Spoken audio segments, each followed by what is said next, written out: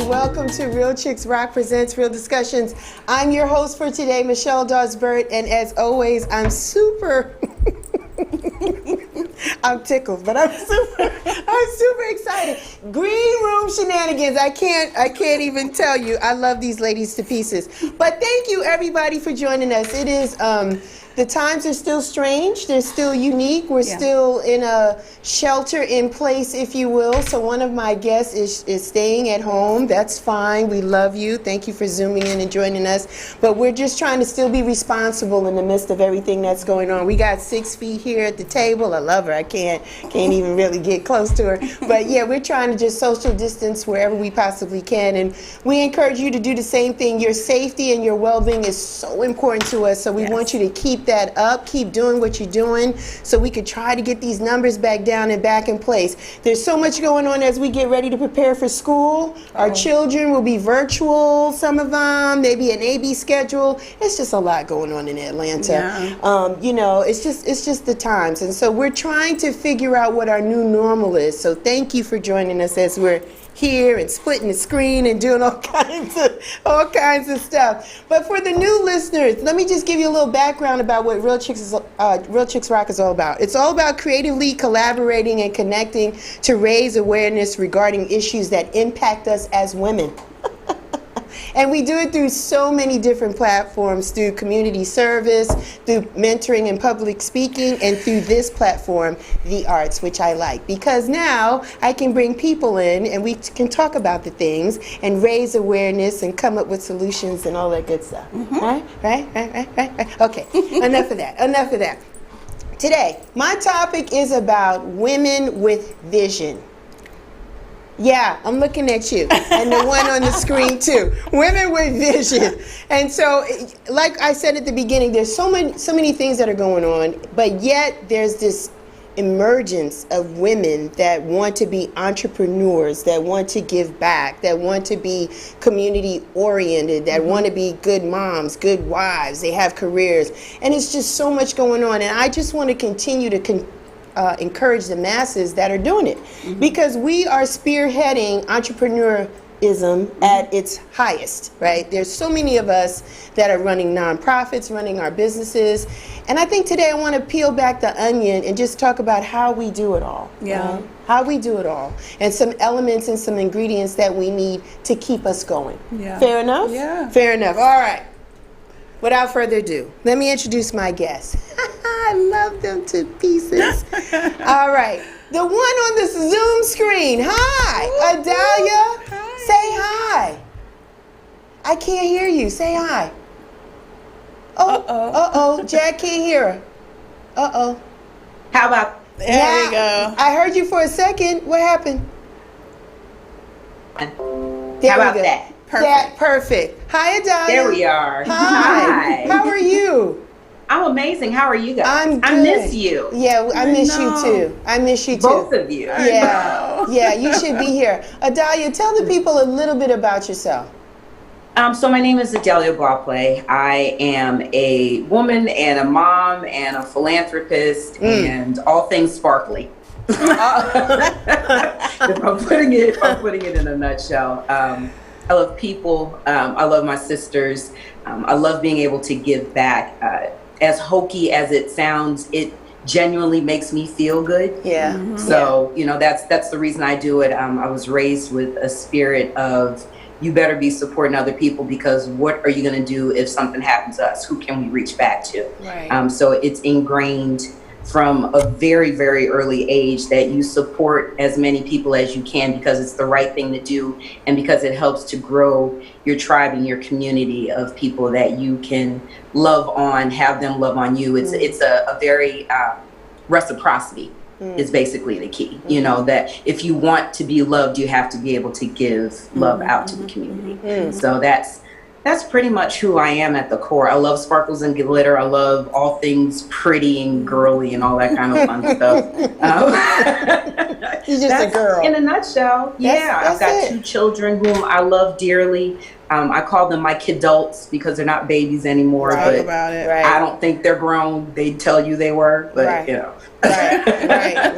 Right. But yeah, that's pretty much who I am in a nutshell. Okay. And to my left, this beautiful effervescent thing, Anana Harris Parris. Hi. Hi. How are you? I'm so good. I love you to pieces and back, and you know why. Oh, listen. First of all, I'm bubbling out of my skin because I'm out of the house. Yes. Like, Yay! Because you don't come out much, only to the park. No. You don't do much. You're not going Barely. out. Yeah, I have not been out much. And every time I go out, I see everyone else is like, girl, where you been? And I'm like, I've been in the house. But I have good reason. Yeah. My son has a condition that requires me to kind of be very military about it. So, yeah. And he's doing well. He's doing so well. He's good. doing so well. He's good. Yeah. Your smile is so bright. Tell the people, the newbies that don't know you, tell the people a little bit about yourself.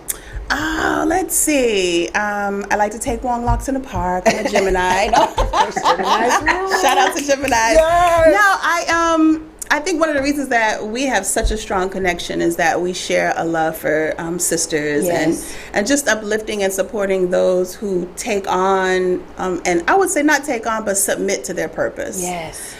Because it's not an easy submission. You know, people think it is. They're like, oh, you wake up in the morning and you just want to give. And it doesn't happen like that. You know, sometimes the purpose looks at you and you look at the purpose and you go, listen, purpose.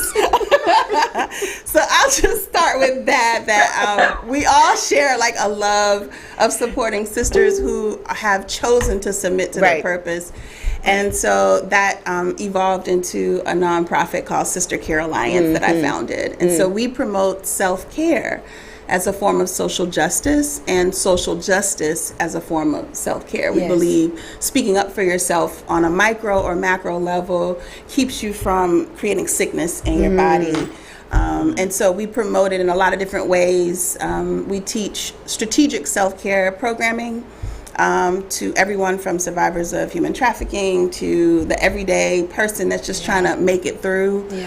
We've established official self-care days in several cities as a way to politicize the notion of self-care. It's not just this surface activity. That for us, it is a political and revolutionary move. It is a way to change payroll systems, as we can see right now. Your self-care choices are shifting payrolls. And so for that, we believe that we should support those sisters through our network, above ground and underground, who are just vigilant about not only social justice, but also taking good care of themselves, because that's how you really foil the enemy's plan, is by taking excellent care of yourself, because they want you to ignore parts of yourself that really are in critical need of attention. So that's what we do. And I'm a mom. Yes, you I'm are. a fabulous 10-year-old. And I love the term you used, Idalia. You said Kidults. Kidults. Yes. Yes. Yeah, and you know, I have not held back on the wisdom that I share with him, and he tries to give it back to me.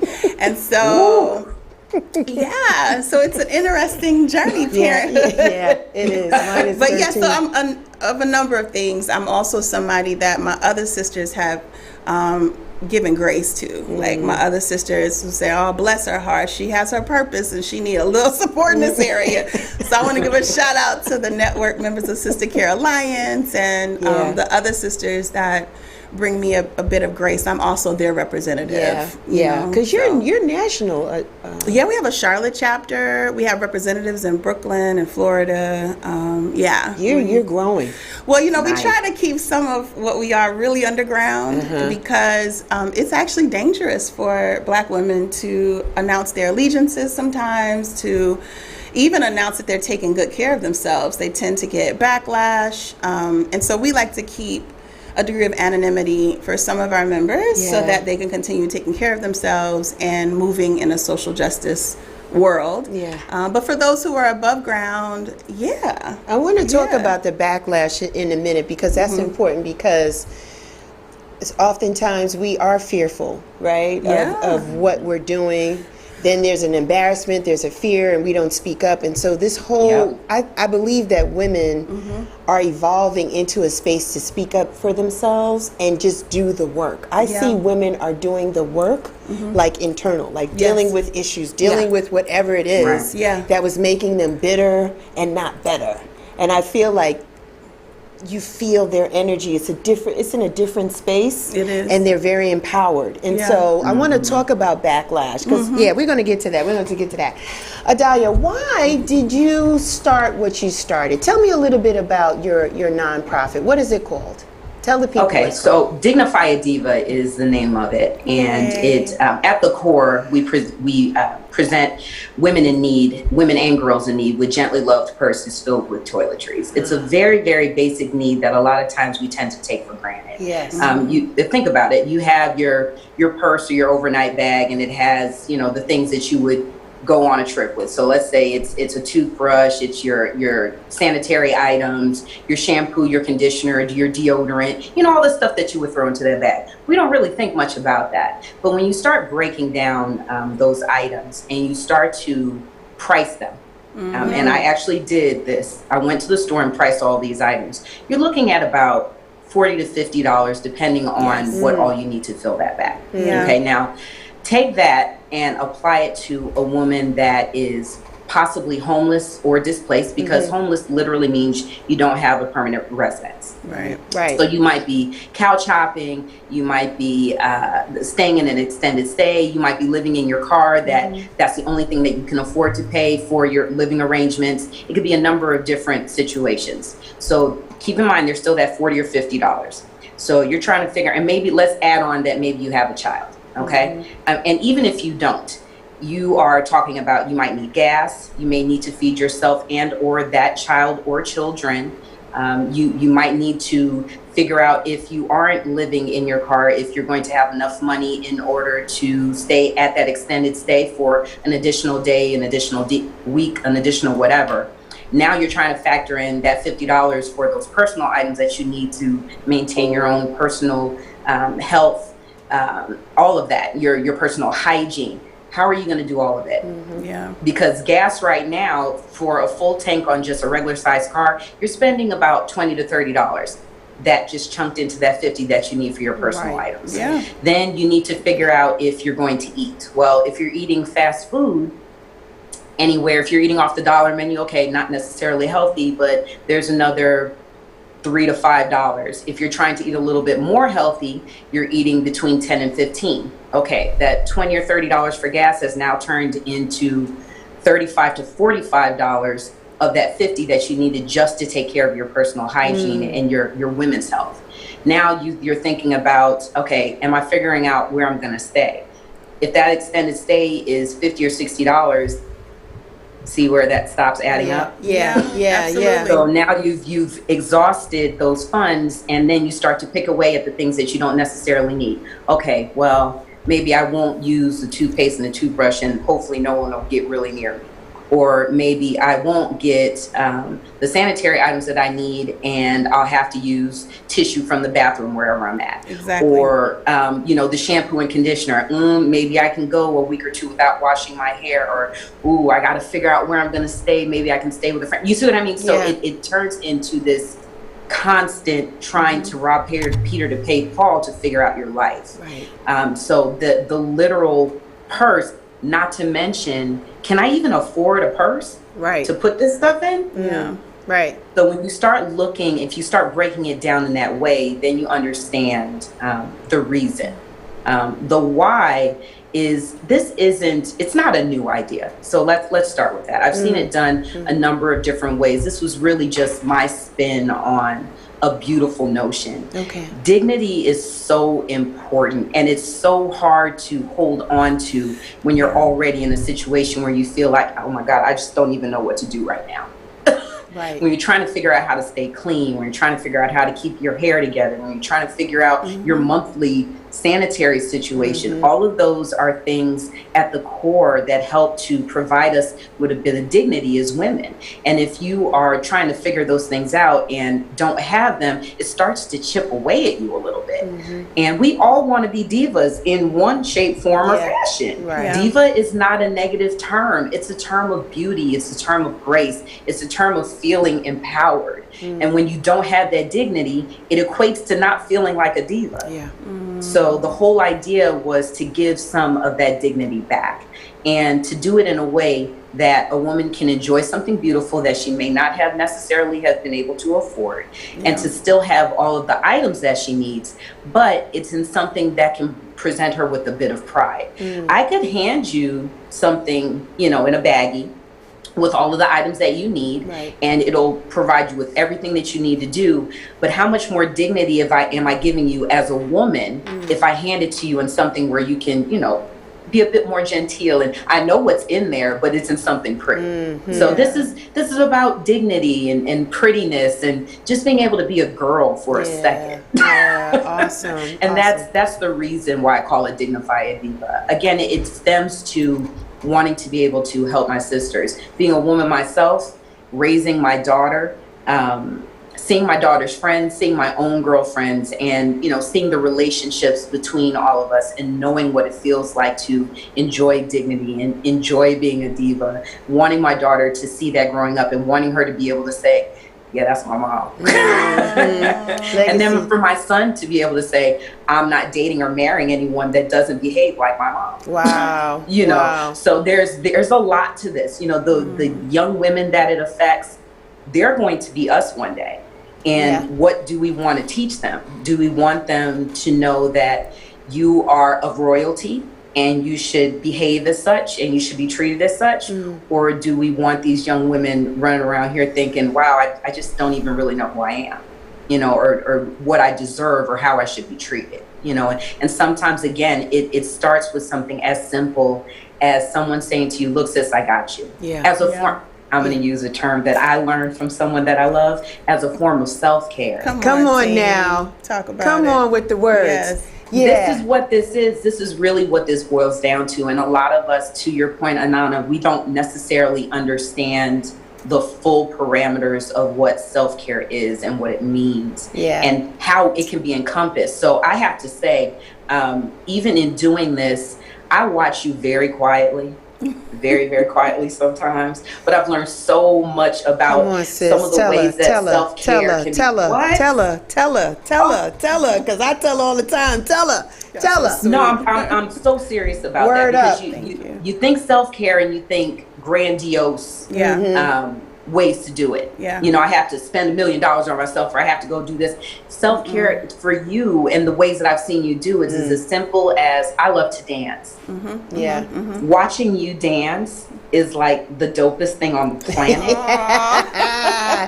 Thank you. I'm just gonna say that. You know what I mean? But it's those types of things. So self-care, you know, I need this purse, but I can't afford it. Okay, sis, guess what? I got a purse for you. I need these personal hygiene items, but I can't really afford it right now. Okay, sis, I got you. Self-care for me is being able to support these women, to be able to say that I can be a bridge for you. If it's something that simple, you know, and it extends beyond the purses. You'll hear me say a lot, secure the bag. Secure the bag for me has a very different meaning than what it is in the streets these days. You know, secure the bag means make that money. For me, it's more inclusive. Yes, we want to make sure that we are financially healthy, but are you emotionally healthy? Are you physically healthy? Are you sparkly healthy? Because I think that's important too. Are you happy? You know, are all of your pinnacles being hit? You know, that's what I mean by secure the bag. So it starts with that physical representation, with that purse, those toiletries. But what else can I do for you? Do we need to sit and talk about what you might be going through? Is there a program that I can connect you to so that you can get what you need? Are you displaced right now, and there is a program there that I can help you get? Secure the bag, Dignify a Diva is all inclusive, is as much as possible for women and girls that just need support. And the one thing that I am big on, there's absolutely no judgment. whatsoever. That's important. That's important. That's important because women are not going to talk about it if they feel like they're going to be judged. I know I won't. If I feel like I'm walking into an unsafe environment, I'm not going to say a word. I know that's right. You'll never know it. Anana, let me ask you, because we are Black women, for those that can't see us but maybe listening to us. So we are women of color. We're Black. Isn't it oftentimes, Anana, that this is like generational? Like we've been carrying this thing about not understanding what self-care is for like generations, right? So this is like, I feel that people are using the term but not really understanding what it means, or maybe it's a clique, or what is self-care, or maybe, hey, Michelle, give them a break. Everybody's term of self-care is different. As long as we're doing something, right? Yeah, it is. And I'll tell you the reason that it seems so foreign or unique or clicked off to the side is because for Black women, generationally, we've been fed this idea that it's better to survive than to take care of yourself, right? Because there's no guarantee that self-care activities will help you and your family survive. So anytime the term comes up, we're thinking someone is telling us, no, you don't choose to survive, only choose yourself, only choose to focus on you and not other people and your household. And that's just not the case. That's a I call it emotional overseers. You know, those are people who walk around and they use this this whip of shame and embarrassment when they're trying to control you. So they say something that could emotionally shift you one way or the other. And so you start talking about, so let me back up. The key to self-care based on my program is addressing a need, whether it's critical or a regular need, right? Being able to answer the question, what do you need? Spiritually, emotionally, economically, in terms of your time, money, and energy, artistically, physically, educationally, and socially. Those are the different categories that we address, right? And if you can wake up every morning and ask yourself the question, what do I need, or what do I critically need in each of those categories of care, and just be about the business of addressing it. You don't have to fix everything immediately, but just have this ongoing presence about how you address what you critically need. That is self-care.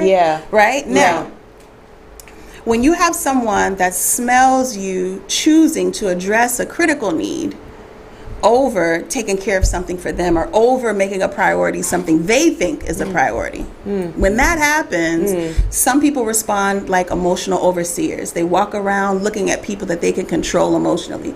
They see you saying, man, I really need to talk to an accountant. And either they're a voice in your head or a real person that pulls out the whip and say, man, but your finances are a mess. Wow. You really want to talk to somebody about it? Or you may say, man, I really need a higher quality of sanitary napkins because I want to pay more attention to the health of what's going on down there. So I don't want to ask Idalia about, does she have other options, or I don't want to ask a question of someone, but I need to, hey, maybe I will. And then the emotional overseer says, you should be ashamed of yourself. You don't know the answer to that question already? You should know that by now. You don't know already? You've been a woman for how long and you still don't know? So I say all that to say, generationally, we are taught that to survive is everything. To survive is to be celebrated, and that takes away the sparkle. Right, Idalia? It does. Right? You can't, how can you sparkle when you're trying to survive? Right. How are you going to really indulge in a moment of just feeling like a queen and enjoying the skin, the color of the skin that you're in? You know, even just moisturizing your skin. How can you even enjoy that moment enough to just beam femininity, enough for someone to say, look at her, right? In a soft tone and a soft way. How can you at the exact same time be in straight survival mode? Who's going to eat? When are they going to eat? Am I going to have rent for the next month? Right? That sort of thing. So I just want to challenge anyone who hears the term. I want you to understand that terminology is just that, is terminology. What you need will not change. I know that's right. And that's how you identify a critical need versus anything else, right? I describe it like this, and then I'm going to stop because, you know, I will go, okay? You think about a full bladder, and you're sitting at an event. I always use this analogy because it really clicks for people. And you're too embarrassed to kind of give yourself the church finger and you hold it. I'm just gonna hold it because I don't want to disrupt. I don't want to right. So a critical need is something that is not going away. Is your bladder being full going away? Is it just going to disintegrate? Yeah, no. No, ma'am. It gets worse. It gets worse over time. Yes, it does. Yep. It is going to get worse. And it ends up contaminating other areas of your life the longer you ignore it. There you go. That is what defines a critical need. And if you need it and you begin addressing it, then you're taking care of yourself. There you go. Right. There you And go. how dare somebody tell you how to qualify a need that you have? How dare they tell you, is it really a need for you? It's none of your business. I'm going to address what I critically need. I'm going to be strategic about it. And I'm going to help encourage any other sister that's confused about how to identify what she needs. That's what makes it revolutionary. Now I'm going to ask you this, Anana, because you're so passionate about what you do. Yeah. Do you find it difficult to separate your passion for others and then Anana time? Well, that's such a good question. And what you have to actually do is still say, what do I need, and not just pick the parts that are easy for you to answer. I got you. Right? So I do have a purpose and a calling that comes from Mom B, my great-grandmother, my grandmother, Mom Gerd. It's on my paternal side. On my maternal side, I have Ma and Dad, as we call them. I have a lineage that this is nothing new what I'm doing, right? They've been helping people long before me, and from the family I come from. So with that purpose comes a degree of honesty that you have to have the courage to exercise. And so part of my honesty is, it's like dessert helping people. Okay. If you ask me to spend, same here. Come on, Idalia. You know what I mean? Those who answer the call, isn't it? Those who answer the call. What, you want me to help? You draft a strategic self-care plan? Yeah. Oh, you want to check in on a regular basis and lay out something to knock down those walls that have generationally made you feel imprisoned? Yeah, let's do it. No problem. It's like drinking a glass of water. I would be happy to. Right? But then if you ask me, Anana, how's your strategic self-care plan going? Which categories of care have you been closing one eye to? Who do you need to put yourself in front of that has more wisdom than you in this particular category of care? That's when you really are being strategic, because the more even I ignore those categories, the harder my life is to live. Yeah. So the answer to your question is, how do I do it? I have to find the courage to do it. Oh, wow. I have to find the courage and the discipline to some degree to continue working my own strategic self-care plan, keep having strategies that work for Anana. I'm visual. If I don't see it, it didn't happen. I have a part of one of my walls in my house that's painted in black chalkboard paint. Wow. And so, oh, nice. Isn't that cool? Yeah. And so anytime I need it, I get up and I write something on the wall. So if I leave a counseling session and something was said that stuck with me, I have to put it on the wall. That's Anana's strategy. Yes. So again, to answer your question 3 million different ways, No. I have to employ my own strategic self-care plan, and I have to get really intimate with myself, and I have to find out, what does Anana need to actually stay engaged with taking good care of herself in areas that are hard for her. Yeah. And that is how I kind of work to balance it. Idalia, for you, where do you find your support from? Who supports you? Who helps you? You know what? A little bit of everybody. And you'd be amazed at how many people want to be involved and aren't quite sure how, where, who do they trust that's actually doing what they say they're doing. So the support comes from a little bit of everywhere. My inner sister squads, they rally up to help out on a regular basis. I get support from strangers. Sometimes I'll get an inbox from someone I have never met on the planet ever saying, hey, I've been watching what you've been doing and I'd love to support. I had one young lady do exactly that. She said, wow, I've been watching. I didn't even know that. Okay, let me take that back. I remember adding her to the page, but I didn't know her personally. And she said, I've just been kind of watching what you've been doing and I'd love to support. She came out to support multiple events just because she said, I love what you're doing. Yeah. The support comes from a little bit of everywhere. My kidults are involved. Yeah. So, they help out quite a bit. My son, not extremely excited about packing purses. So instead he'll make breakfast for the house while my daughter and I are packing. Nice. I have so he gets involved there. I have friends that will come out to the storage unit and help me organize because Ooh, the storage unit. Yeah, no, I've heard about that storage unit. You've told me that. So Oh, how my do you goodness. balance everything out? Because you have a job too, right? Not to put your do. business. You have I a do. I have a full-time 9 to 5. job. You've got adults, right? Kid adults in the house.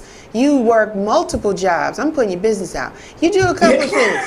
Yeah, she got a couple of jobs. She's getting a couple of W-2s. And then you're still committed. So how do you balance all of this out? How do you balance? So in the spirit of being completely transparent, yes, I wasn't balancing it when I was working in the office. That's when I want some dirt. This is too clean. Like, I need to know what's happening. How did you? So what was going on? Come on. Okay, so let's be very clear. Okay, I was driving an hour to go to work from my home to the first job. Talk about it. Do the 9 to 5 gig there. Yeah. There were some avenues there for me to be able to do Dignify Diva. They're pretty supportive about outside ventures and whatnot in that way. Okay. So if I was doing something, I would grab a few people, hey, can you help me do X, Y, Z? Okay, so that was how I was working Dignify Diva into the 9 to 5, just a little bit. Finish the 9 to 5 and then drive another hour to the second gig, which was a little bit less strenuous, but very helpful to a good friend of mine that used to work in the office. She started her own business, so I got a chance to kind of hang out with her. I would do a little bit more work on Dignify Diva there while I was at the second job, and then turn around and come home. So my day started at about 5:30 and normally didn't end till around 11-ish.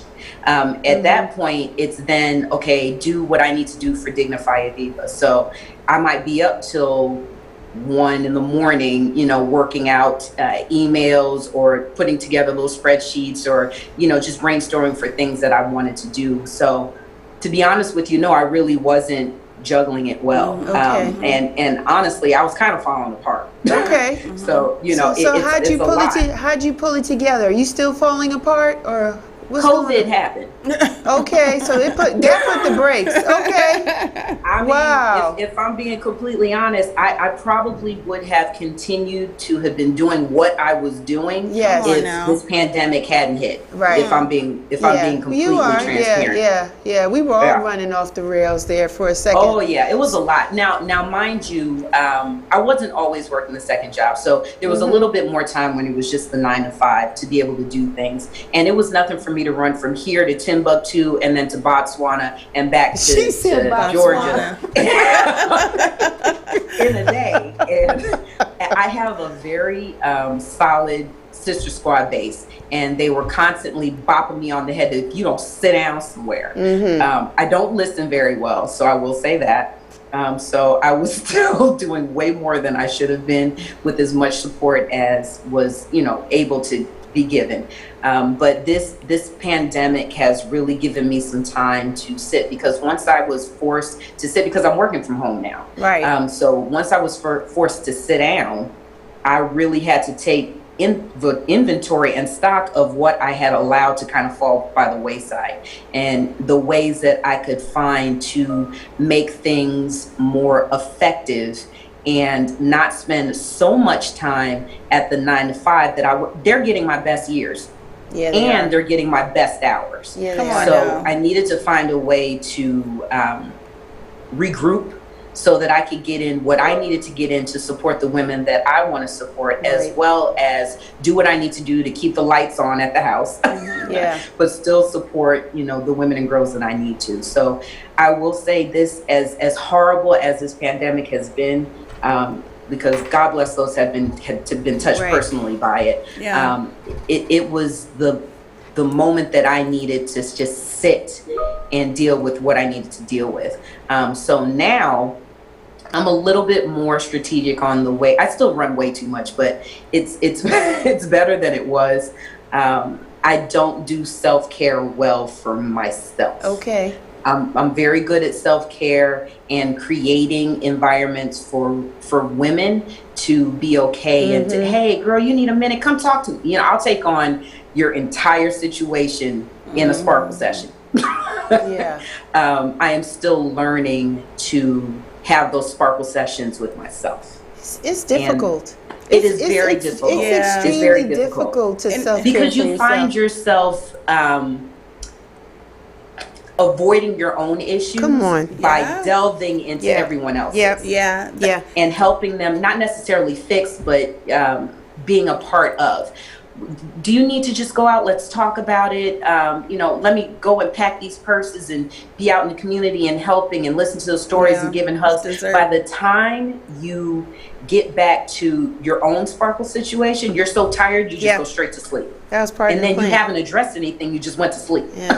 Yeah. So I do that a lot. So I am still working on how to manage my own self-care effectively and be okay with the things that I feel I need for my own critical self-care, because sometimes I feel bad about being able to say, well, I want to just go get my nails done, or I really just want to get my hair done. And the reason that I don't justify it, because I say, well, I just went and took 50 purses to women that can't even afford to live in a spot. And you talking about going to get your nails done, Idalia? Sit down somewhere. So it's learning to be okay in, I want to get my nails done and I deserve to go get my nails done.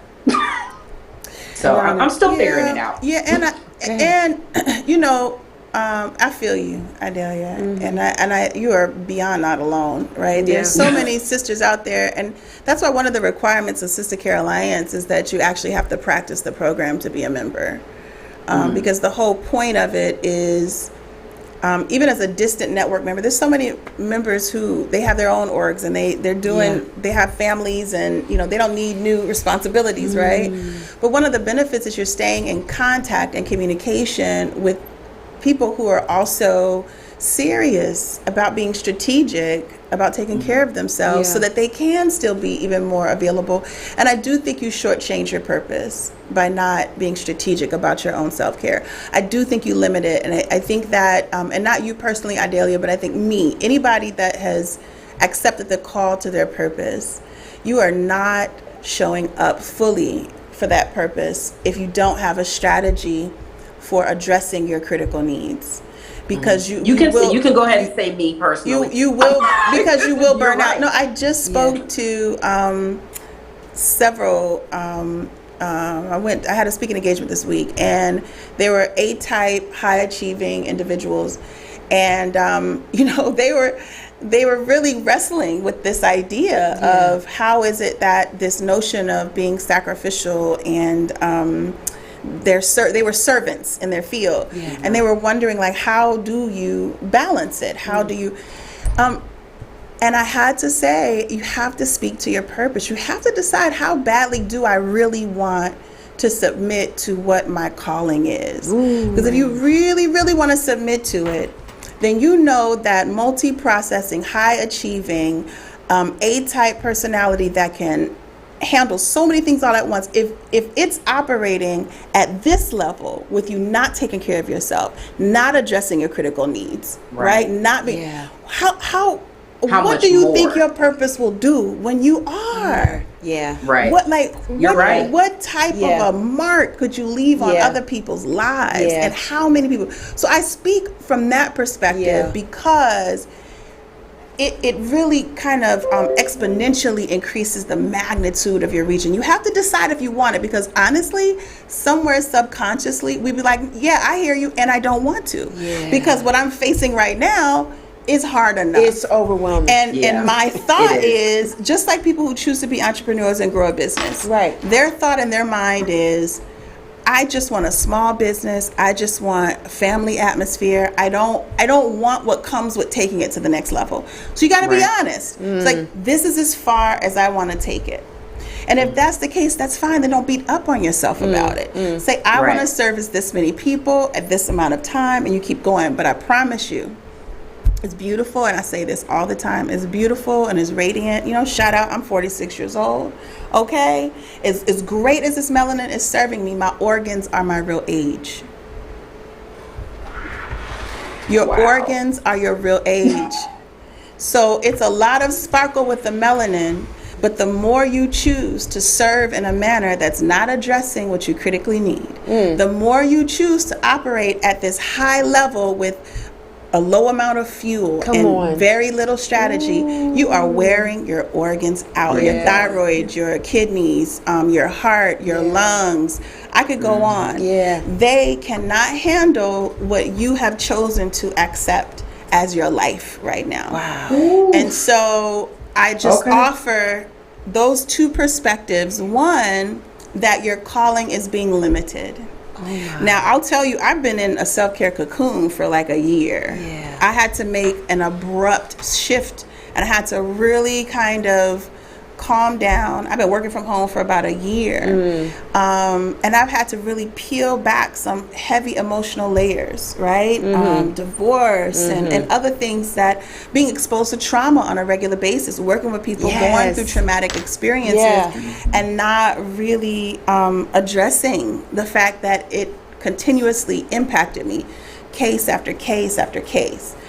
And so this past year, you're catching 365 days after I have been working hard, but there was no balance. And I would encourage people not to look for the word balance. I would encourage you to use the word strategy.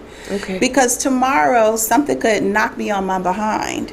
Something could knock you on your behind tomorrow, and balance will not be there. I promise you. That's true. That's true. Right. No, you're right. So having a strategy, having a method, having things in front of you that work for you is really the goal. So don't beat up on yourself, but be honest. If this is what you want, if this is how far you want your mission and your purpose to be expanded to, be at peace with it. Enjoy yourself and understand that that is all that you have set before you, and the entity, the God, whatever you want to call it, that placed that on you is appreciative, and you are doing what you're supposed to do. And if you want to expand it, then understand it has to be expanded through a body, through organs, through a mentality that is far healthier and better cared for. It's a whole package. Is that helpful? Yeah, it's very helpful. Every time that was a whole word, and I promise you, my mental Rolodex is taking all of that. and to do it alone is unreasonable. There's no way I'm sitting here having done anything alone. I know. There's no way. I know. I've called you. I've called several people, and I've had to be very honest about what's hard. And that's a part of taking care of yourself, being honest about what you need. But let me tell you, baby. Once you say it out loud. Let me tell you what's on the other side of expressing your needs. I'm tickled. Let me tell you what's on the other side of that. Ooh. Bliss. Yes. Yeah. Alignment. Yeah. Yes. Yeah. Right? I agree. You're not running for perfection. I always say it's participating in your self-care, not being perfect. Right? It's participation, not perfection. Oh, it's a bliss. And then when you find the courage, that got me stuttering, Lord have mercy.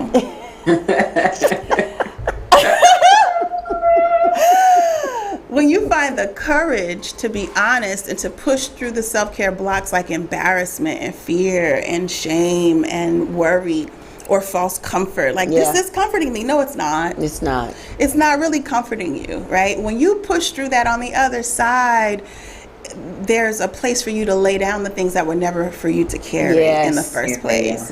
And everybody's looking like we didn't need you to carry that. Right. You can put that down. And then you've got someone saying, "Do you want me to hold your hand? Do you want me to hold your hand?" That's awesome. Right? That's awesome.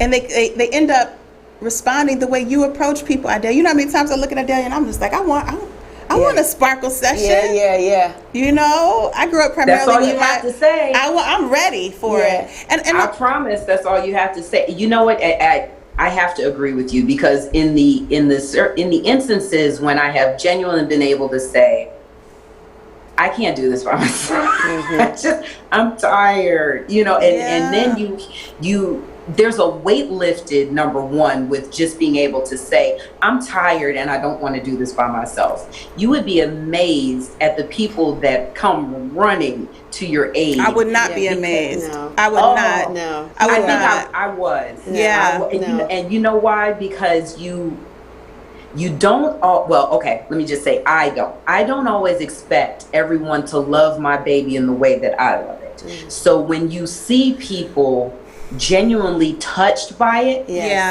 and see that you are open enough to allow them in, and then you just literally are okay to hold your hands open while you receive those blessings. Case in point, the last high tea. So this year we did it virtual. Yes. It's an event I throw every year. It's normally in March for Women's History Month. It's a way for us to honor being of royalty, all of us. So last year was the last one that we had in person because of the pandemic. So we did the whole show. The ladies showed out with their beautiful dresses. They had hats. We had women in head wraps. Some women came in actual crowns. Some came in their derby. It was amazing. So my youngest attendee was 3 months old. My oldest was well into her 70s. Wow. It was amazing. Okay, so we had an amazing time. Dinner, drinks, entertainment. We had poets. We had African dance troupe that came out. It was just a really great experience. We have gentlemen in attendance, but they are only in the serving capacity. So you are escorted to your seat by a gentleman in a full suit and white gloves. Nice. Oh yes, they serve us dinner. They serve us high tea. It was amazing. Nice. Okay, so say all that to say, at the end of the evening, it's always very emotional for me because it's the culmination of a year's worth of planning to get it to a beauty level for these women, because I want them to walk away feeling like, oh my God, I'm still tinkling about what I went through. So we got to the end. I tell everyone, thank you. Please hang out and, enjoy each other's company for a while. So we clapped it out, ended the show. At the end, I kind of found myself like at the stage, and there was a line from the stage halfway to the back of the room. And I'm looking at these people like, what are they lining up for? They were lining up to talk about how they could be involved and help out and enjoy the sister circle and be involved with Dignify Diva. When I tell you, when I realized why they were in line and that they were just going to patiently wait each sister to talk to me and to hug and to say, oh my God, this was amazing. And I brought my daughter or I brought my mentee, I about lost it. Because that right there at the end, I said, look, this is a collaborative effort. If you've enjoyed what you've witnessed, please, reach out. I didn't expect for them to do it that day. So case in point, people want to be involved. They want to help. You have to be comfortable enough to say, I need your help. And then be comfortable enough to accept it. Because that's an entirely different thing. You can say, yes, I need your help. And then someone comes bearing help and you say, I don't know if I can accept that. You can't do both. I think for me, self-care is always operating in my strategic self-care plan is a challenge for me every day. I'm inspired when I talk to Anana and it lasts for about 3 to 5 days, and then realistically it wears off. And I have to really think about the fact, and I say it all the time, I'm no good to nobody else if I can't help myself. And I have to always think about what they say when I get on the plane. You have to put the oxygen mask on first before you can help other people. Because oftentimes what we do is very routine. You have it down to a cadence. It's like you could do certain things with your eyes closed and things, and people, the way you do it, I'm like, yeah, that's how I do it. I lay it out or whatever. But I want to get to that next level. Like, I know that the purpose is not just this, but I have to do the next level of work, which is to have a strategic plan, because I do feel burnt out. There are Sundays I'm like, I got to do a show today. I do. I'm gonna be honest. Truth. It's truth. So I have to do a show today. I want to stay home, and I got to go, and I rush. And then the show happens and it's great. I'm like, yay. And I listen to the show myself oftentimes. Every show I do, I listen to it to just make sure I'm good. What I should have said, not said. I should interject, all that. But I'm like, it is a struggle to take care of yourself. That's because there's a full menu of needs, right? And you only had the appetizer and the dessert. And so that's why at the end of the day, you still feel hungry. Yeah. Right? You still feel exhausted. Yeah. And so you just have to finish figuring out what menu works for you. Mm-hmm. And some of it is explorative. You know, it's like you have to start saying, wow, well, what is it? And so week to week, you begin learning more about yourself. Yep. I mean, it's a level of intimacy that is far beyond. It's far beyond, right? When you begin really becoming more intimate with yourself and your body and your thoughts and your mind, and you start to say, man, I didn't know I needed that. Because you start talking to people who are excellent. They're your self-care dream team members. And you schedule, say, you know, once a week, I'm going to talk to someone that knows more than me in this area, and that can be a part of your strategy. And they start saying, well, what about this? That's what I do. They're like, oh, yeah. What about this, Anana? Have you thought about it? No, I haven't thought about it. And then I try, and I come back and I say, okay, that didn't work for me. But you know what did happen this week? This, like, for once, I'll give you an example. So I have a counseling session that I do on a regular, right? And my counselor said, hey, why don't you, I want you to work on grieving some losses you may not have grieved. I'll give you an example. Now, this is something I would never come up with. Ever, right? And this is in the category of spiritual and emotional self-care. But because I have scheduled a weekly session with a person that knows more than me, okay, that I have to humble myself to, that I have to be honest with, they help me pull out what I may need. And because I know my own program, I know that it's a shopping session for which menu item works for me. So I don't feel too attached to the suggestion. I just try it. So she said, look what I want you to do, Anana. I want you to, this week, I want you, where do you like to grieve? I was like, what is that? Grieving? Getting negative emotions out? No. So she said to me, she said, well, I want you to think about grieving, because once you get past the grief, you can live differently. I said, okay, lady. Sounds like a great idea to get past grief. So she says, all right. She says, well, when you think about it, where do you cry? And I said, well, I cry in the bed, or I may cry in the shower if I have a moment. She says, okay, well, I want you to plan for a bath. And I want you to just take a bath and cry in a bath. In the back of my head, I was like, same thing.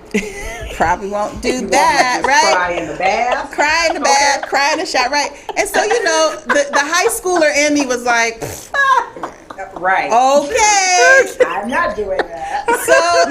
So throughout the week, what I did was, I'm just trying to use practical examples, because what we do in SisterCare Alliance and with the self-care program is you have to be practical so people can relate, right? So that week I said, all right. So I turned on the water and I looked at the tub and I said, I'm supposed to cry in you, right? That was my self-care baby step. I made the effort. And I was like, I don't think it's going to happen. I turned the water off, right? So the next day I turned on the shower and I was like, I think I'm supposed to cry in you. I said it out loud. Nobody else was around. And then I was like, it's not, I don't feel like it, no. So I was watching this, doing my little YouTube surfing one moment when I was having a brain freeze moment. And there was a video of a son and a mother. The mother was in a wheelchair. She was a quadriplegic, and it was the son's wedding. And the wedding song came on for the son and the mother to dance. So he takes her out on the wheelchair and he's moving with the wheelchair. And in the middle of the song, he picks her up out the wheelchair and holds her. Out of it bawling. And starts and finishes the entire song. You know his arms were getting heavy. And he had them move the wheelchair out the way. And her head was the only thing she could move. So she draped it on his shoulder every now and then she picked it up and then she whispered something in his ear. And then he like rubbed his head on her. I mean, and for the whole song, I bawling. So I went back to my session. It's hard to hear, right? I know. So I go back to my session and she's okay, Anana. You know, she's like really excited. How was it? And so I told her what I did. She says, okay, so now we know what doesn't work for you. I said, you know why? Because water makes me feel good. Okay. Being in water, so that doesn't work for me. But then I told her about the video. She said, so now we're going to plan a program around you being able to be honest about what you need to grieve, even if movies or these clips have to trigger it. Okay. Are you all hearing? Yeah. So she imparted wisdom, but I was willing to taste test different menu items that would help me take better care of myself. Okay. Taste testing. But that's the strategy. The strategy wasn't that I came up with everything. Right. Are y'all hearing me? Yeah, yeah. The strategy was that I have Self-Care Dream Team members.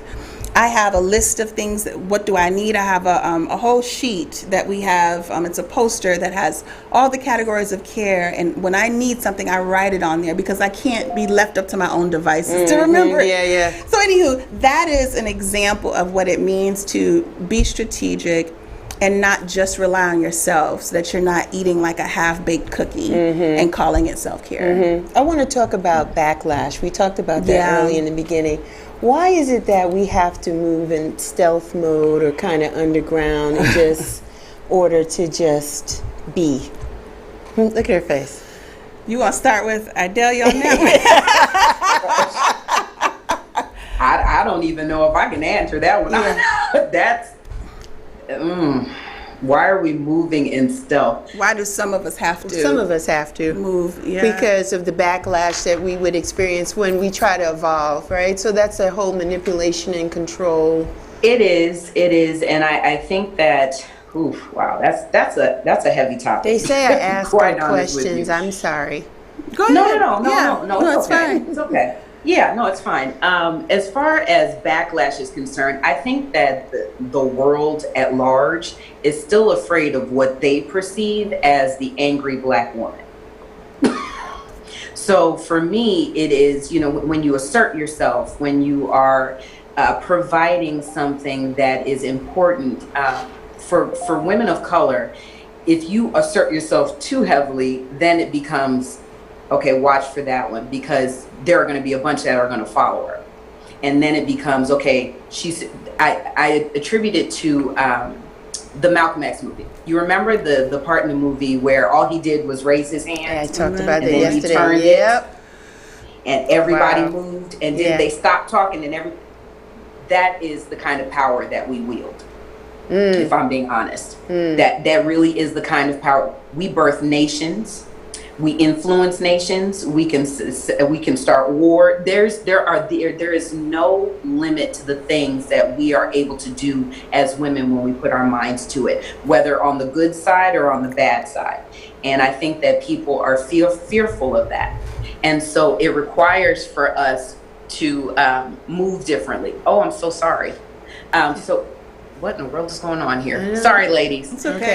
So it requires for us to sometimes move a little bit more stealthily when we're trying to do things. For me, I am more above ground. I'm one of those that I guess they figure as non-threatening. Talk about The it. sparkle and glitter sense to give people a Mary Poppins type vibe, which is fine. But I do definitely understand that power can be used for good or for evil, and you have to be careful on the way that you use it and for whom you use it for. I do definitely believe that there are some women that their strength, it really does scare the powers that be, and they will do anything that they possibly can to try to squash it. So for those women that do have to move underground, yes, it's definitely safer for them, because those are the women that we need as well. We need the Mary Poppins of the world. Sure, that's fine. But we also need, our sisters that are rougher, tougher, speak right in your face with what is needed. We need the Harriet Tubmans. We need those women that are going to make that railroad. Look, this is not going to be easy, but we're going to get there. And you have to be able to maneuver and have people on both sides in order for it to be a collective effort that makes the hit that we needed to make. Anana, what say you? Yeah, I'm just going to make sure that I overstate that nothing Idalia does is Mary Poppins, okay? Yeah, I don't know where she came with that either. I understand that the sparkle is this magical experience that allows you to enjoy being what you may consider feeling like a woman, feeling feminine, right? Everybody's definition is different. But there's such a power in that ends up empowering people that say no thank you. I feel better today, no thank you. I don't have to exchange my time for you for toiletries or any critical, no thank you. What did you say? No, I feel a lot more dignified today, and I don't really need to exchange my dignity for what you're offering me today because I feel stronger. So I just want to make sure that's clear that there's nothing Mary Poppins about that at all. I accept that. Yeah, I accept that. I think it helps to correct the DNA damage, you know, that's been done to Black women who've not been allowed to enjoy just feeling good, you know, and feeling enlightened and sparkly and lovely.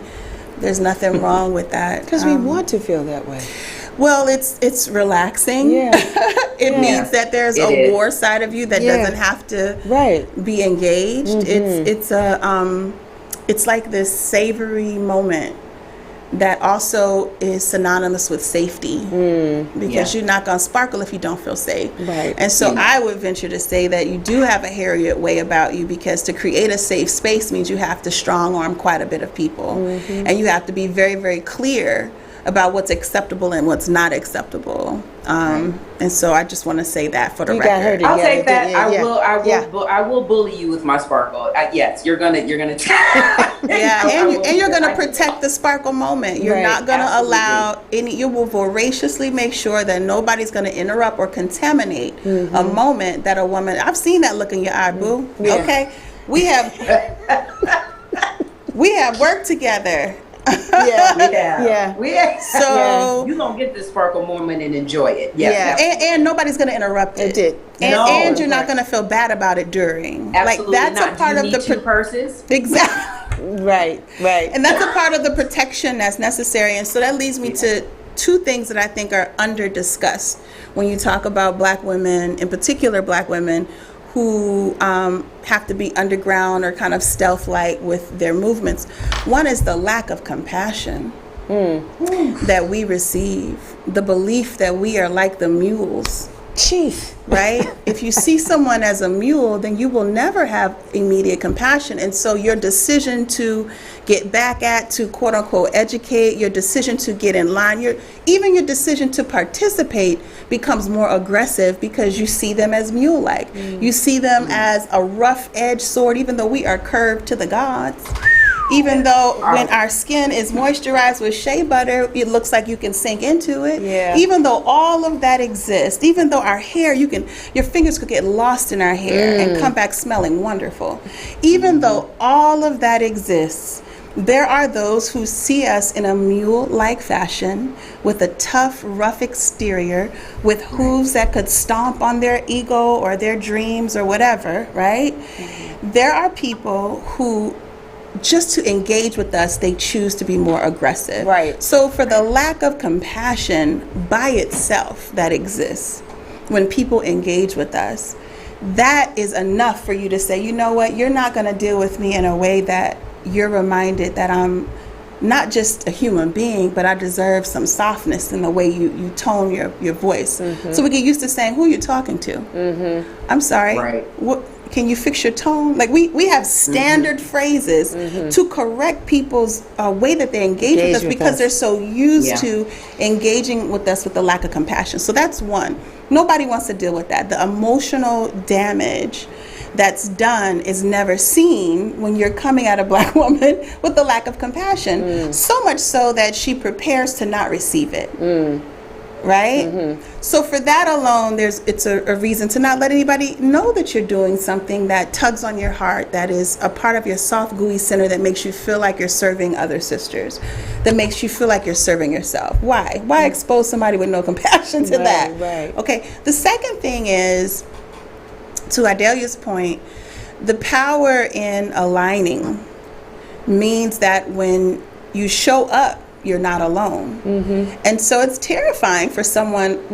I get phone calls as a representative of SisterCare Alliance. So when people talk to me, they feel like they're talking to several Black women all at once. That's why I encourage Black women to join organizations. Everyone should feel that way.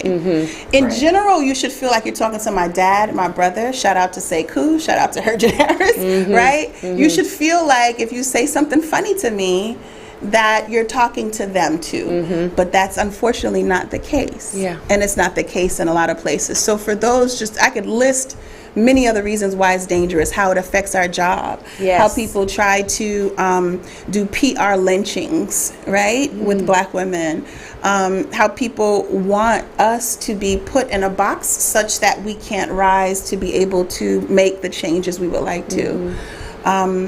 All of that matters, but that lack of compassion and the vision that we could be connected to others that may show up when you do something wrong, because that's what happens with SisterCare Alliance. If we find out that you've been grossly negligent and done something wrong to one of our members, we all do show up. So it's warranted. Like whatever they're concerned about, they should be, because we don't allow things to go unnoticed. We don't not discuss it. We know how to have truth and reconciliation commissions for one person if we have to.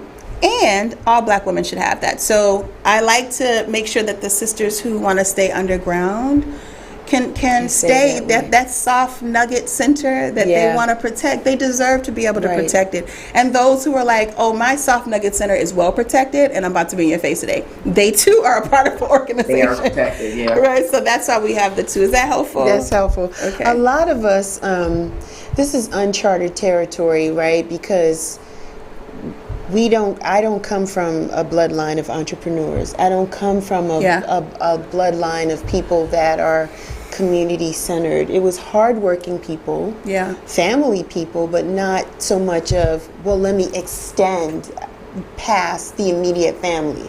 So what I do is extend to people I don't know. What we do, we extend to strangers. It doesn't matter. We don't need to know you. If I don't know you, that's fine. If there's a need, come to me. And let's see how we can work this need, right?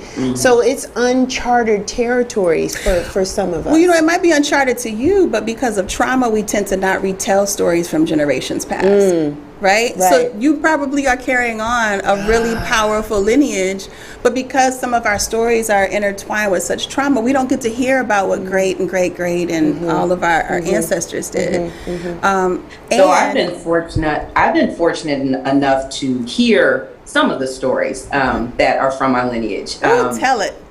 Oh, okay. So I'm a little bit of a gypsy. I've been a little bit everywhere. So my mother is from St. Thomas, Virgin Islands. So I'm West Indian on one side. My father is from Ghana, and I was born in Liberia. So I'm of the Kru tribe. And the story that my father told me as a child was that during the time frame when I was born, first of all, I was the first baby girl born in the village, so that already gave me a swings hair over eye type. Swinging.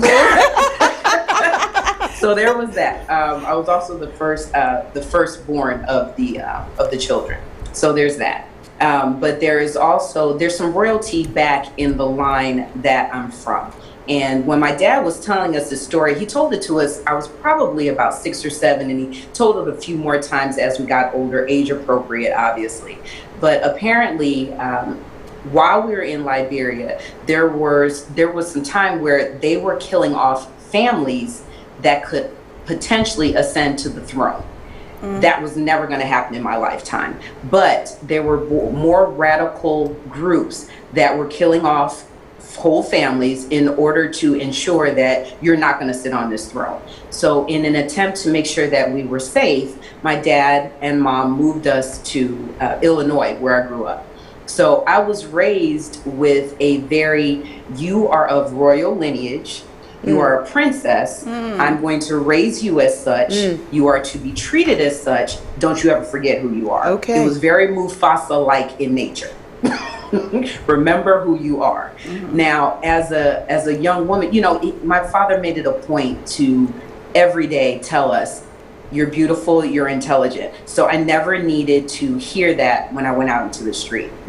It alleviated me dealing with, as my mom would call them, pissy tail little boys. Ooh, that's so popular. Yes, so I got that positive reinforcement, so it allowed for me to flourish in some other ways. They were extremely heavy in the religious organization that I grew up in. There was so I have a very solid foundation of support, of belief in a higher power, of making sure that your heart is shown and given to other people. So I have that as a base. Now, as an adult, you know, you kind of veer off a little bit from what you're raised with. But you never quite forget it. So there's always that thing in the back of your head telling you, Idalia, okay, you know better. You should be treated as better, whatnot. So you get away from it because you're a young adult and you want to try stuff, and mom and dad couldn't possibly know what they're talking about. So you're raised with this beautiful thing, and then you get away from it, and then you have to kind of circle back to it. So with Dignify a Diva, it took a very long time for me to figure out a way to make this purpose that I knew I had work for me, because I knew it wasn't going to look exactly the way that I was raised with, but I knew that I couldn't get too far away from it without doing something. And it took up to 40 for me, because I'm 45 now. So it took up to year 40 for me to say, oh, right, yeah, that's how it's supposed to look. And now I can start to build on who I can support and how does that look. So where does it start? Right here in my general community. What am I noticing? Okay, this person needs this, and okay, she needs that, but she doesn't want to say it. All right, so I'm gonna just slip her that. And then as you're slipping folks stuff and they're kind of looking at you like, how did you know that? You start to build a bit of a community of people that are feeling safe. Because that person, they do, because that person then goes and tells someone else, yo, Idalia just did, and I haven't heard anything else about it. Or did you know that she did X, Y, Z? And then the word starts to get out, and then people start to come just a little bit at a time, right? But they start to come a little bit more, just a little bit more. And then as the word gets out, you're able to support more people. This is a very word of mouth type of effort. You know, but you get it from that foundation. So yes, my parents made it a point to make sure that I had a very, very solid foundation. I love them for that. You know, they definitely made sure that my brothers and sisters and I knew, look, this is what's expected. We're going to support some people. It's not always going to be in the best circumstances. You're probably going to see some things that you're scared to see. Yeah. But guess what? This could be us. Okay. Yeah.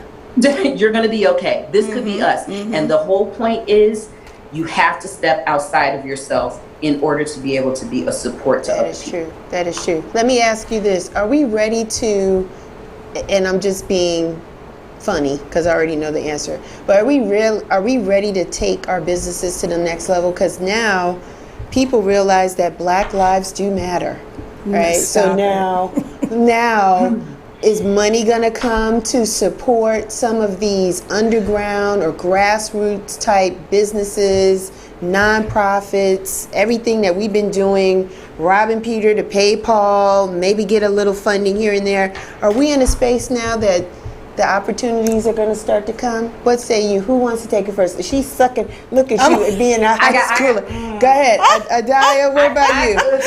Come on. Is the money? I feel a little differently about that. How do you feel? Talk to us. So I feel like we're trending. Yes, I do. And I think that there are going to be some opportunities for a little while, but I think at some point we're going to stop trending. Okay. I think that it's get it while you can. It's going to be here for a little bit, but I don't think that it's going to last very long. I think that the powers that be will support it as long as it's popular. And don't get me wrong, there will be some of those that support because they know it's the right thing to do, and they have genuinely seen a change in their dynamic, and they understand it differently. So I'll definitely give you that. But I think that it is important for us to make sure that we support each other. Yes. Because more of the change and our growth to the next level is going to come from our collaborations with each other. That's what's going to mobilize us and grow us and get us to the next level. I'm big on collaboration over competition. There's enough here for us to be able to move together. Yes, we are. One of us may be the one that is able to get that large hit, but I think it's going to be that person that then mobilizes the rest of us. There's going to be a few to get those large hits, and then we'll be able to mobilize the rest. We have to support our grassroots organizations if we expect to make it. Yeah. Anana, I saw your legs shaking under the table. She couldn't wait to answer this one. She was over here like, I like not going first. I like not going first because it helps me. It helps me so much. that leg was shaking like, No, woo. I mean, I agree. I think there's always a trend, especially when you're working in community-focused work. Yes. When the Harriet movie came out, everybody loved Harriet Tubman. Oh my God, Harriet Tubman. I didn't know this about her, right? Right. I mean, I could go on. I can date back, every time there's a shooting, you know, there's a trend. Every time there's something going on globally, there's a trend. So I mean, part of it is human nature, right? Part of it is just how we operate, and then part of it is also out of sight, out of mind. For some people, if it's not in your face, then it's hard for them to see. But I do think that one of the most important things that are being offered is intellectual capital. Right? I think being empowered with the ability to understand how to grow your business, how to put yourself in proximity to people that can help guide you in areas that you don't know how to do, how to be honest about what you are doing as a leader that's keeping your business from growing or keeping your organization from growing. Right. I really think that intellectual capital is so valuable right now. And we're realizing it in isolation. Right? Yeah. We're sitting here by ourselves like, well, wait a minute. We all are experiencing a similar, some more extreme and severe than others, but we're all experiencing this pandemic. We're all experiencing, stay at home. We're all experiencing quarantine lifestyle to some degree. Some of us are not experiencing it. Some people are, anywho. So if that's the case, and so many people all at the same time are having to change their entire business models. Yes. Right? So many people all at the same time are at the beginning of a race and saying, all right, how am I going to pivot? How am I going to shift? What do I need to learn to keep me bringing in revenue? How can I continue my organization? If everybody is having to do that, the ones who are interested in increasing their intellectual capital, their ability to understand and know what to do next, those are going to be the people that move. And it was the same before the pandemic. True. Right. Before the pandemic, those who were willing to say, I don't know how to do this, I don't know how to do that, I need to learn it, I need to be around people, I need to, there are people who join organizations because they strategically know that if they're not physically a part of an organization that's constantly talking about either entrepreneurship or business development or personal development or emotional care, whatever it is, if you're not a part of something that has a regular cadence, right, of addressing it and all kinds of opportunities to learn, then they know for a fact they will not grow. Their business will not grow. They will not make more money. And those people that address what they critically need and then move on it are people who are constantly sharpening their intellectual capital, and everything else follows. Everything else follows. Resources, connections, everything else follows when you decide, you know what, I need this to become more lucrative. Yes. Right. How I make, the reason that I can sit down and speak and do things in my area is because I've been developing this intellectual capital for years. And I can do it. I could, Bison. I can, with my eyes closed, do certain, literally, with my eyes closed, do certain things. And what's easy for you is not always easy for someone else, and that's the type of service that you want to provide. Right? Whether logistically it's easy for you to facilitate it and you've worked it out, financially you have the resources, or you have the connections. So I just would encourage people that no matter what you hear in terms of who's going to fund what or where the money is or isn't, I would just encourage you to really focus on building up your intellectual capital, because what comes after that is a bunch of open doors. I had to, my son. Alliances are important. Alliances are definitely important. And learning. Learn. Like, what do you want to learn? Like, what is blocking you emotionally, spiritually? What is blocking you intellectually? What is blocking you economically? What's blocking you educationally? What is stopping that process? My son, we were watching, we have these educational moments, and we were watching the show. Oh man, it's a big problem that I'm not remembering the brother's name, and I'm really gonna be shamed in the Black academic community for not saying his name. But just bear with me. There's the brother that has the show where he traces your lineage. Gates. Yeah. Okay, Lord have mercy.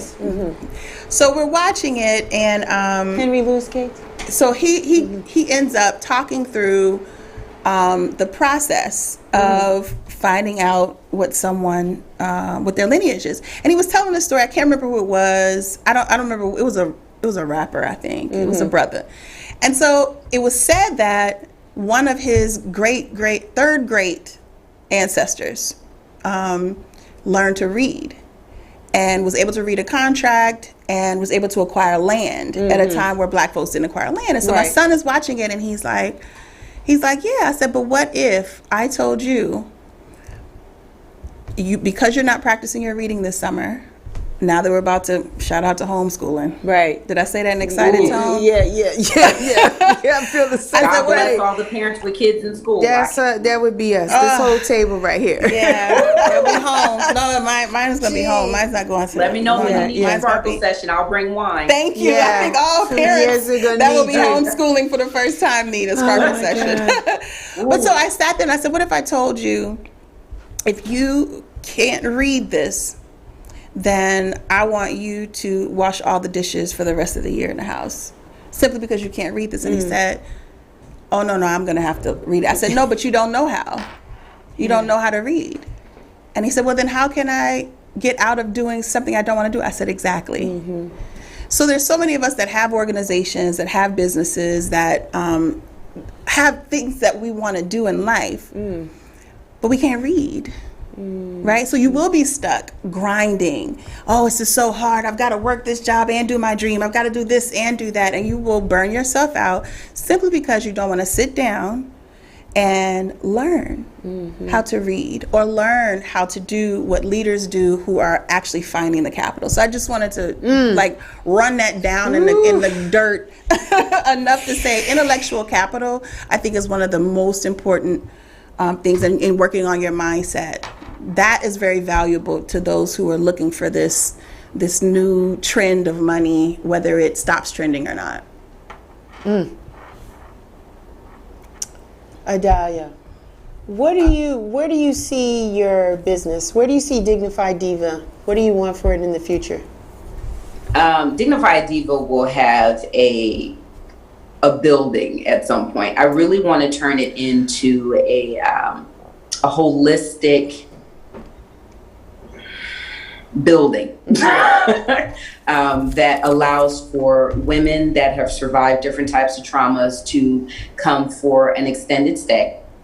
So depending on the circumstance would determine how long the stay is, but then it is a rebuilding of your dignity in totality.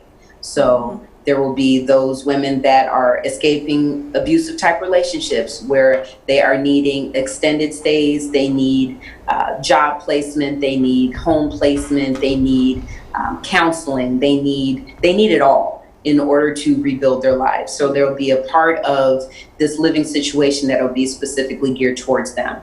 Then there will be a respite type situation, just a weekend type getaway for women that are just dealing with, let me take that back, not just, because none of it is just, dealing with a different type of a trauma, whether that is illness for themselves or for someone that they love, depression. I'm a youth and I'm being bullied. There will be a different type of a program for them where they can come and get different types of support. So whether that is counseling and how do I deal with, what I'm having to go through on a regular basis, but it would literally be a home where someone can come and get whatever they need. So that's my ultimate goal. That's down a ways. But that's what I envision, that Dignify Diva will be not a house, but a home where women and girls can come and start to rebuild their dignity and their love for themselves, and then walk out of that home feeling empowered to take on the world in whatever way they need to. I want to correct you. It shouldn't be down the ways. I know. I was like, oh, that's going to be soon. That's going to be sooner than later. That don't be afraid of it. It's Leave like the door closer open, than girl. crack that door open. Closer than you think. Anana, what do you see? What do you want for your business, your brand, and for your community? for all of them, we'd be here for a while. But I'll say for SisterCare Alliance. Twinkle in her eyes every time I ask a question. I love you. I love you. Go. Well, for SisterCare Alliance in particular, because we believe that self-care is a form of social justice and social justice is a form of self-care, I really am excited about the growth of the organization by chapters, right? And continuing to establish formal chapters where more get to learn the strategic self-care program, where it's easier to learn. And so where there's online-based systems and there's actually an institute where sisters can go and just be surrounded by opportunities to learn and practice and test out ways that they can not only take better care of themselves, but ways they can better align so that they're not doing things alone. And so there are practical steps that I see being made, but in general, I really want more chapters. Like our Charlotte chapter is being run by Jasmine Hines, and she launched a whole initiative called Amplify Activate. It's powerful. They're up there decolonizing yoga. That's what they say. Oh, they gangster. And see, that's the thing with SisterCare Alliance. There are people who are gangster before they even found out about a strategic self-care program. Like, you already come to the table powerful, right? We just want to make sure that people like Jasmine can continue to take excellent care of herself, and then that framework be taught. And so that's what they're doing. She's been teaching and hosting strategic self-care support groups. She's been offering strategic self-care courses. We have a partnership with the Women of Color Institute where free strategic self-care courses have been hosted on Tuesdays. We have a social justice matters and self-care for Black girls, an online training that we've been hosting. I love this it. one coming up. We have Miss Rita Daniels, who's a descendant of Harriet Tubman and runs the Harriet Tubman Learning Center out here in Georgia. She's going to speak with attorney Tatiana Lima and attorney Candace McKinley. So our network is continuing to grow, and I just want to train as many people as possible so that they can go out, structure their own strategic self-care, and teach others. So it's like it's out of my hands at this point. You know, I realized by year 4, the more that you teach, there's a sister, CJ, Madam CJ, who is killing the game. She was just certified to offer strategic self-care consultations, and she is not playing. She's blowing up the spot. She works with sisters through the strategic self-care program with taking care of their wombs and fibroids, and so I want to just continue growing CJ. That way. She's phenomenal. So she's certified and ready to go with taking clients who want to learn this program. So that's what I want to do. There's so many phenomenal, powerful sisters out there that already have a calling. They already have a purpose. It has nothing to do with me. I want to strengthen them and support them in a way that they know how to take care of themselves, and that they can teach the framework to others and keep freeing more Black women, so you don't feel chained to this sacrificial, beat yourself up life, that you can kind of strategically welcome some sparkle. You can say what you need. You can, and you can have it. You can, because it is a need. And when you get it, you end up sparkling more. I'm tickled. I'm tickled. You sparkle more, and you share more love, and you can grow your business more. I'm telling you, it's a phenomenon. This sparkle situation is no joke. When you feel it and you can to the rest of the world. I need some sparkle. I need some self-care. People need it. Yeah, they need it. They do. They do, and they don't think they do. It's funny when you look at glitter, because people laugh at me all the time about this sparkle thing, and they're constantly saying, this is the silliest stuff I've ever heard. And I said, okay, let me explain something to you. Get some glitter on your skin and try to get it off. You notice how it's almost impossible. It is hard to get it off. Glitter. Okay, so when you're looking at it, you're laughing about the moment when you got it, because you remember that it was something fun and light and it made you laugh, and it was probably one of your homegirls that had something glittery on or whatever. There's a lightness, there's a fun attached to it, and that's what sparkle and glitter means to me. You know, you're not going to be able to get rid of me. So let's just say that. And my counselor, I feel like she's Mama Afia Matamoyo. Yeah. And she spreads glitter in every call. And even in the beginning, because I had a tough time, my son was hit by a car in April. Yeah. And it really kind of bottomed me out. I was like COVID and work and all that. I mean, I was a lot. On the outside, I was still functioning, right? On the inside, I was deteriorating because of that straw. Yeah. And so I said, I'm going to need some counseling. Like enough is enough. So I started working with her, and there are times when you're going through things internally, and I know there's some sisters out there that can relate to this. There are times when you go through things internally, and just someone cracking a smile at you could aggravate you. You're just like, Right.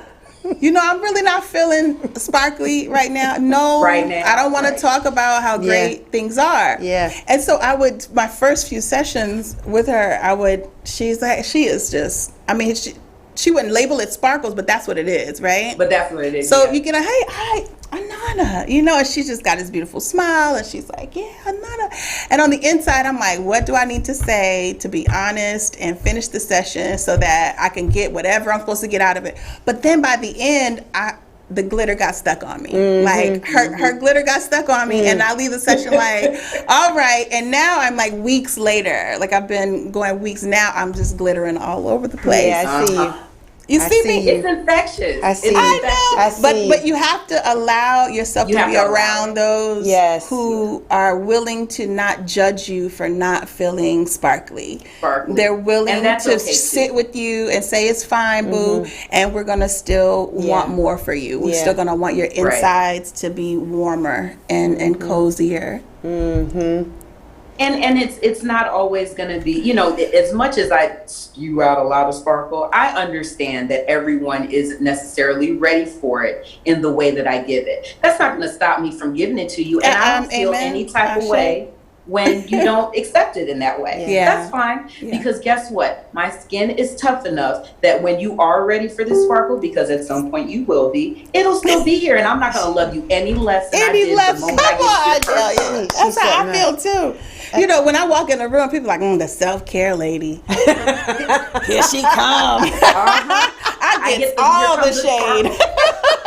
They're like, no, don't invite her to the meeting. No, we can't do the self-care lady because she going to start talking about that, and I can't do it. It happens all the time, and it's okay. It's okay. Because eventually some, not all, some people are fine, right? But the ones who are not fine, life will beat your behind. I almost cussed, and I did not. You did. Life can wake up and beat your behind.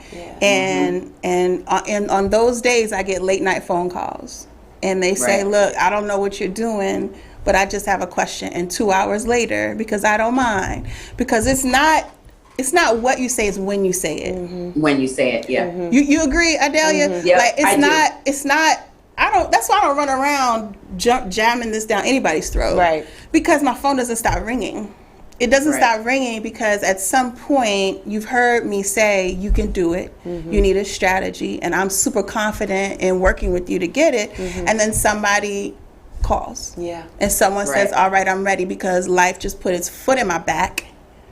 And whatever strategies I had before, they're not working anymore. Everything I'm pulling from the people that I call, the posts that I put up, I'm putting up posts now, and I'm not getting the same responses. I just don't. The foods that I'm eating are not making me feel any better. I can't get my hair done, or I can't go swimming, or it's COVID. Like, people are running out of options, and at some point, you have to get super serious about being strategic about not dying spiritually, not dying emotionally, not dying physically, artistically. Like, you have to choose to not die one day. And when that day comes, you call Idalia for some sparkle. You call me. You call Real Chicks Rock and say, hey, you got the connection to so many things, and you reach out and ask for help. I would prefer you not wait for rock bottom. Me too. That's what strategic self-care is. Is you're putting these strategies in place so that you don't have to hit rock bottom. Right? Now, you might come close and be like, all right, I finally addressed this issue. Right. But I don't want you to reach rock bottom. Yeah. No, don't wait till you're at the end. And you know, it all boils down to there's no judgment. You know, even if you do hit that rock bottom, okay, that's what you had to do. My hard head makes a soft butt. Yeah. Mine is super soft. Oh, welcome. So I understand. Welcome. No, it is super cushy around here. All the time. You know, all the time. We've all, you know, made some decisions that didn't make sense. And so talk about the no judgment real quick. There's Idalia. no judgment. There really is. There's no judgment at all. What does that mean? Because I have people come to me with horrific scenarios, and I have my own horrific scenarios. But can you describe what does no judgment mean? Because I don't think people understand. You can come to me with whatever horrific, horrible, oh my God situation, and you're going to get how many purses do you need? What do you need in those purses? How much sparkle do you need me to dump in that baggie for you to take with you? That's what you're going to get every single time. I have done enough in my own life that I am not about to judge anything that that's you've right. Preach. I know that's that's not right. my place. That's not my place. Talk about it. How can I help you get to whatever your next stage is? If I'm giving you the clutches pearls, can't do that. That's not helpful. No. And that's the whole reason that we don't talk to each other. Women are horrible to each other sometimes. We don't talk to each other because we're afraid of, oh my God, how is she going to look at me? Who is she going to tell after I talk to her about it? And is she going to tell me no? Those three things alone will stop you every single time. So if you know off rip that anytime you come to Dignify a Diva, it's a safe space and we're not going to judge anything, and I'm going to hug you first regardless of what you say, and then we're going to move on from there, it takes the edge off of, okay, I really messed up. Okay, we've all really messed up at one point or another. And none of us are above messing up at some point and needing someone to say, girl, I got you. And if I don't know what to do, I'll figure out somebody that does. If I can't do it, I'll at least help to make the bridge. If I can't help you, guess what? I know Sister Alliance can. I know they can.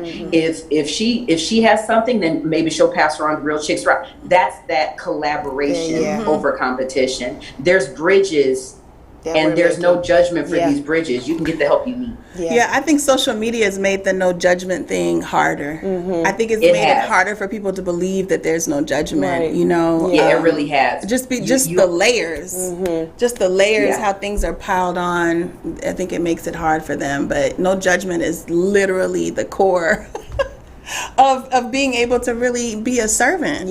You know, right? To serve someone. You have to be able to stop that. You have to.